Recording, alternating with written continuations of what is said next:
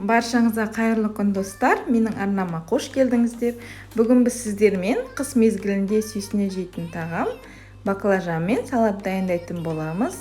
Міндетті түрде видеоны соңына дейін қарап, менің рецебім бойынша жасап көріңіздер. Міндетті түрде сіздерге ұнайтынына сенімдімін. Алдымен барлық керекті көкөністерді жуып дайындап аламыз. Сонан соң қызанағымызды турап ыдысқа саламыз.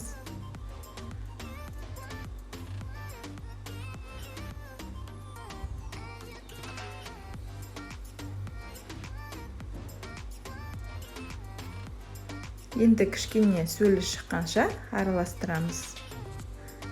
Сонан соң үстіне толтыра бір ас қасық тұз саламыз.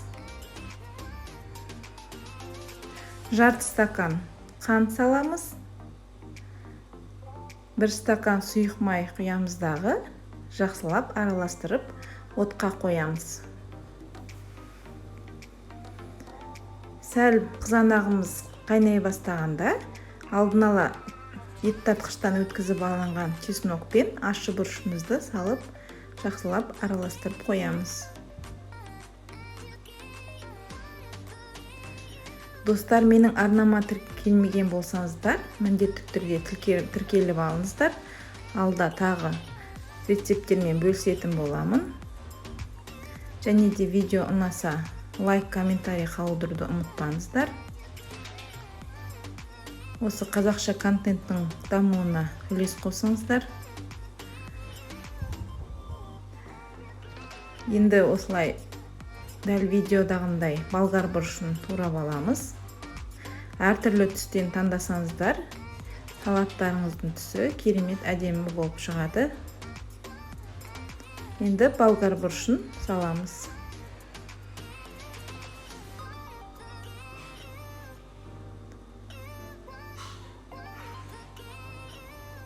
Араластырып қоямыз. Енді баялдыны, яғни баклажанды турап дайындаймыз.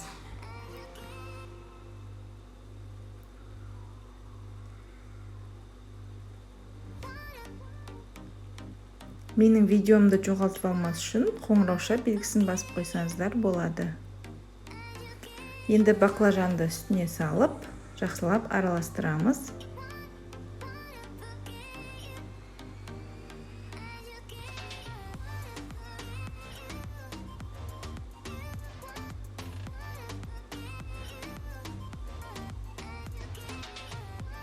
Кішкене осылай бастырып қоямыз.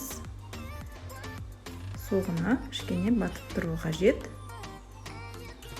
Енді үстіне 1 стакан су құямыз. Араластырып, бетін жауып, қайнағаннан кейін 30 минут бұқтырамыз.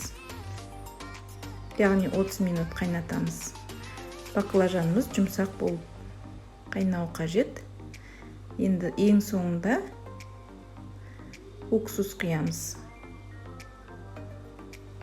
Жақсылап тағы 1-2 минут қайнатып алып,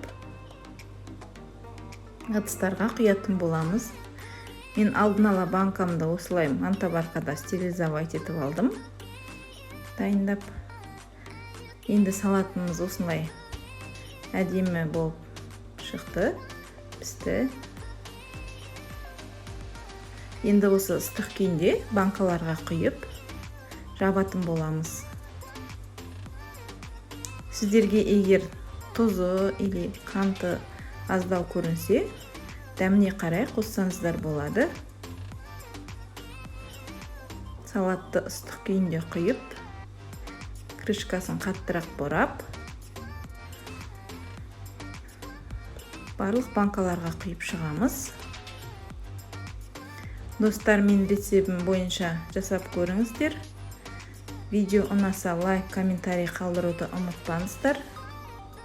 Және де қоңырауша белгісін басып қойыңыздар. Рахмет.